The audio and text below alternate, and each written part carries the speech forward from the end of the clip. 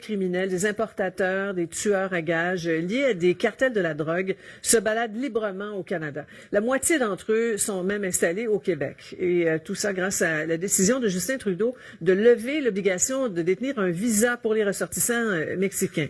Ces révélations en ont fait sursauter plusieurs dans les milieux politiques, comme on le verra avec Bénédicte Lebel. D'abord, voici ce que Félix Séguin a appris.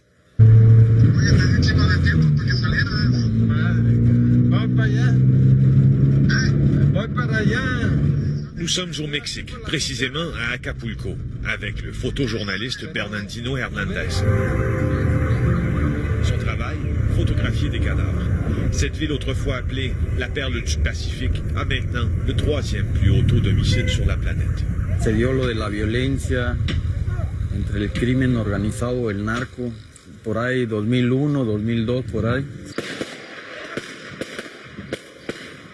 Ici, ce sont les cartels de la drogue qui font la loi. Le problème, c'est que selon les informations apprises par notre bureau d'enquête, 400 criminels liés à ces cartels de la drogue mexicains seraient entrés au Canada et y séjourneraient en toute liberté. De ce nombre, il y en aurait près de 200 au Québec. 200, dont cet homme, Romualdo López Herrera. L'homme de 41 ans est connu au Mexique comme un dangereux membre des cartels de la drogue. Il est entré ici, au pays, sans problème, même s'il est soupçonné d'être un sicario, un tueur à gages. L'Agence des services frontaliers et les corps de police québécois auraient perdu sa trace. Abolition des visas pour les touristes mexicains, ça entre en vigueur le 1er décembre prochain. L'Agence des services frontaliers du Canada avait pourtant sonné l'alarme en 2017. Elle craignait que les nouvelles politiques du gouvernement Trudeau qui levaient l'obligation pour les citoyens mexicains d'obtenir un visa pour venir au Canada soit l'occasion rêvée pour les membres des cartels de jeter de nouvelles bases chez nous. Et c'est exactement ce qui est arrivé.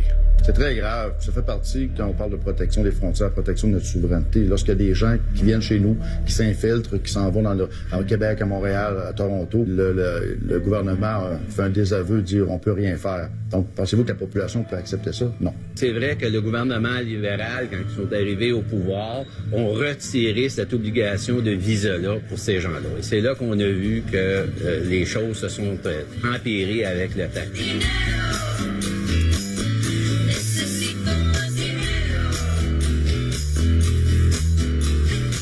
Dans ce grand reportage d'1 heure, notre bureau d'enquête dévoile aussi que l'émissaire du cartel de Sinaloa, celui d'El Chapo Guzman, à Montréal, est connu des forces policières depuis 2012. Il s'agit d'une jeune Québécoise qui a grandi sur la rive nord de la métropole. Elle est l'ancienne conjointe d'Alex Cifuentes, un baron de la drogue devenu témoin repenti. Cette jeune femme dont on ne peut dévoiler l'identité a été photographiée à plusieurs reprises dans les bars branchés de Montréal. Elle a même entretenu une relation amoureuse avec le boxeur Jean Pascal. Je trouve ça un peu loufoque. Puis disons que les policiers, des fois, pèsent sur le crayon pas mal trop fort, je crois. Je ne crois pas que l'hémisphère des gens du cartel, quel que ce soit relié à ces gens-là. Aussi, notre bureau d'enquête a obtenu la liste des plus grands narcotrafiquants québécois qui font affaire avec les cartels mexicains, ceux qui commencent à exporter leur violence au Québec. Félix Séguin, bureau d'enquête, Montréal. Je trouve ça très inquiétant, oui. La ministre de la Sécurité publique estime que des changements s'imposent à la lumière des révélations de notre bureau d'enquête. Geneviève Guilbeault croit qu'il faut modifier la levée de l'obligation de visa pour les voyageurs mexicains.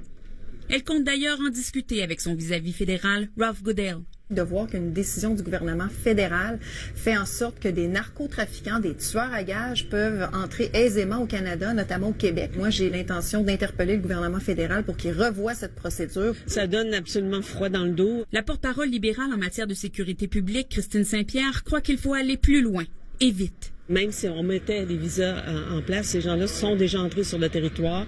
Ils sont libres comme l'air. Donc, il faut maintenant que les forces policières vraiment fassent un travail là, très rapide. On parle de tueurs à gages, de sicarios. On parle de gens qui sont vraiment impliqués dans le crime organisé.